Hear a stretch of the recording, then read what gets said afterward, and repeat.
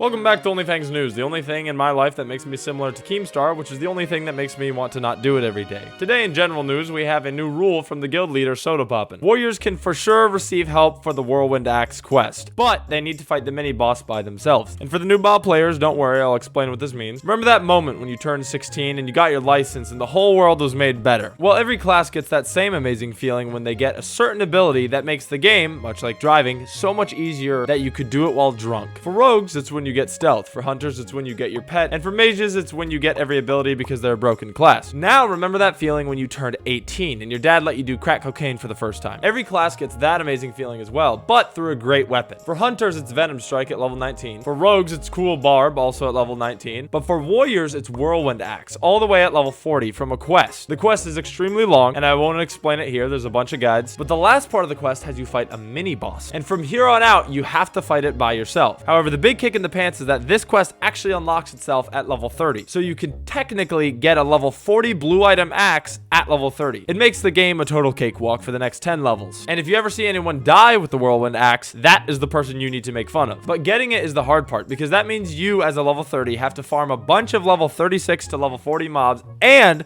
fight a level 40 elite. Now, people have poop socked themselves into finding a way to do this entire quest 100% alone self-found. The reason this rule was made was so that Soda Poppin' could see hype moments of warriors like Tyler 1 or Dante's trying to solo this, because it is technically possible. Now, we here at OnlyFangs News have a good amount of respect for Soda Poppin', but this is the dumbest thing anyone's ever said. This quest is too difficult for new players. They are both going to say they'll do it, but by the time they hit level 30, they won't want to risk their character, and they will proclaim that the only reason they're not doing the quest is because they don't want to get carried through the game with an OP weapon. The quest takes too much patience, game knowledge, and mechanical skill. No warrior that you are watching has enough of that. Also, in general good news, the first pattern of Swift Boots was found by Grego. Swift Boots are the only boots in the game that can give you a big burst of speed on demand. Highly valuable. Lucky find. And the plans for the Frost Tiger Blade were found by J Tulo. A really good PvP weapon typically, but also a helpful normal weapon. Now, on to drama and rumors. We have a bit of sad news. Jake and Bake Live, a well-respected streamer, has apparently gone off the rails and proclaimed to all the world and God that I am fake news. Not only that, but quickly after, he promoted a different news station known as InfoWarsCraft. Now, as a journalist, I encourage you to look at as many sources as possible, but what I don't encourage is what Jake and Bake responded with after I simply asked, who's the fake news? He said, I can never separate my bias because I'm a troll, and that Alex Bones has a history of giving the facts. Brother, Alex Bones has a history of anime titties and killing a man live on camera. That's right, we do our research here. Now, I hope Jake and Bake plans on coming on and explaining why he said these things, because otherwise this is purely slander,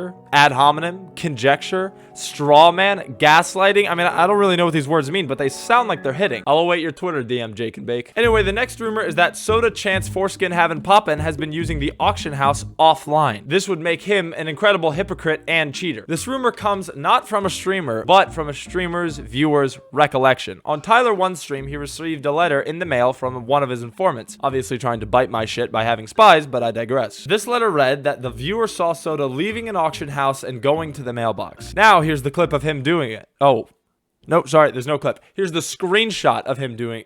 Nope, don't have the idea. Sorry, okay. Here is the sketch drawing of a vaguely troll-shaped character walking to a plank of wood that could be mistaken for a mailbox.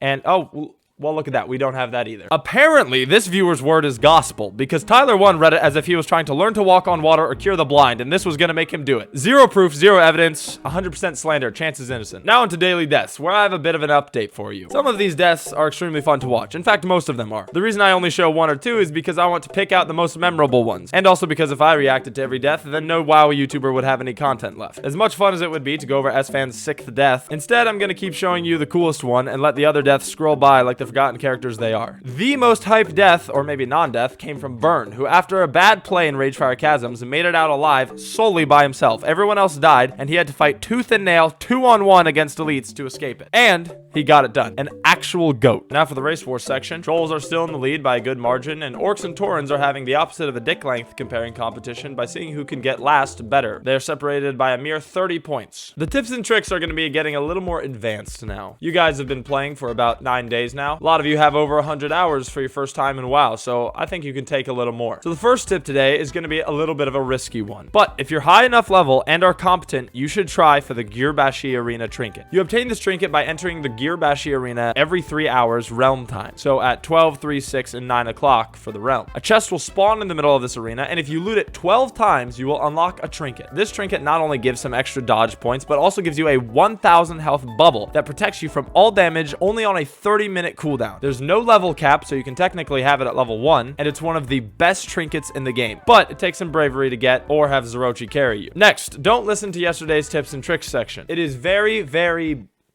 bad to call people slurs. And lastly, know your bosses. Early on, this isn't a big deal, but by the time you're doing Shadowfang Keep, you need to know that these bats can almost one-shot you, and this final boss basically will one-shot you. As you get higher level, the bosses get more and more complex. Luckily, this game is 100 years old, and every dungeon has 30 guides to it online. Take 8 minutes out of your day and watch them if you are new to the game. And before I go for the day, I just want to let you know that sometimes, probably more on the weekends, the news will come a little later in the day. If the news doesn't appear at 10 a.m., do not say I'm dead, missing, or gone forever. I just need a few more hours. Thank you to our sponsor for the day, Blatant Ad Hominem, the perfect solution to any interaction with another human. A few members of our guild are sponsored by this company, such as Jake and Bake Live, Tyler1, and Alex Bones, and you can see they wield it wondrously. Ad Hominem. If you can't be right, at least you can attack them as a person. Thank you for watching the no longer only source of news, but the consistently trustworthy one. I hope I can count on your loyalty. I'll see you tomorrow.